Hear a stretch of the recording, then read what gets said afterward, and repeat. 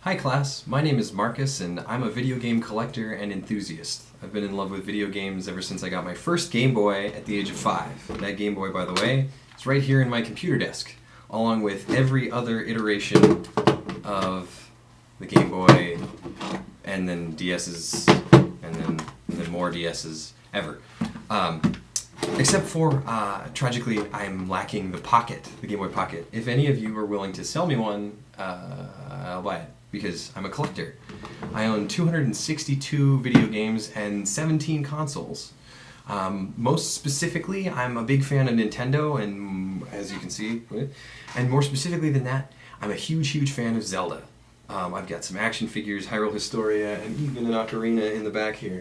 Everything. Anything to do with Zelda, I will buy without even thinking twice about it. I have gone back and gotten the original uncensored first release Ocarina of Time cartridges, and then all of the subsequent releases as well. The Legend of Zelda series, and I refuse to choose one, though I did show Ocarina of Time for a reason.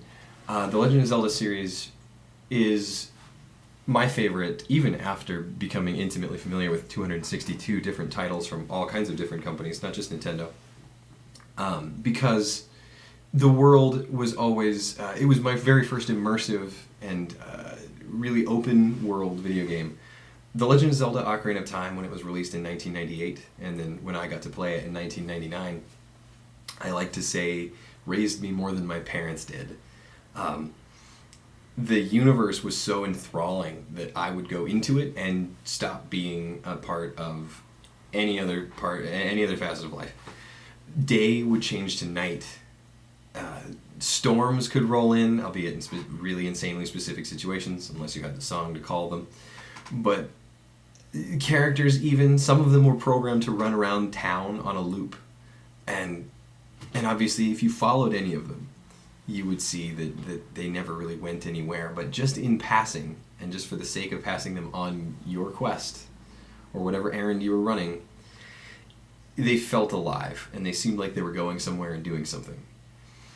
That was always the most important part of the experience for me, was the world needed to feel important and rich and engaging, or else I didn't care about saving it. And no world ever felt more worth saving than Hyrule, because every iteration of Hyrule was full of so many lovable characters that you didn't even need to go and see.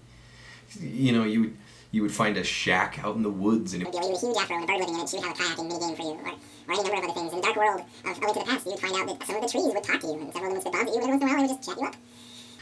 things that you would have to go way out of your way to see, but that you never had to see. There was so much material in the game that could be, but didn't have to be. It was a world that was worth exploring, and for me, a world that was always worth living in. And that's my spiel about The Legend of Zelda. I'm sure I'm not the only one who'll be talking about it. See you next week.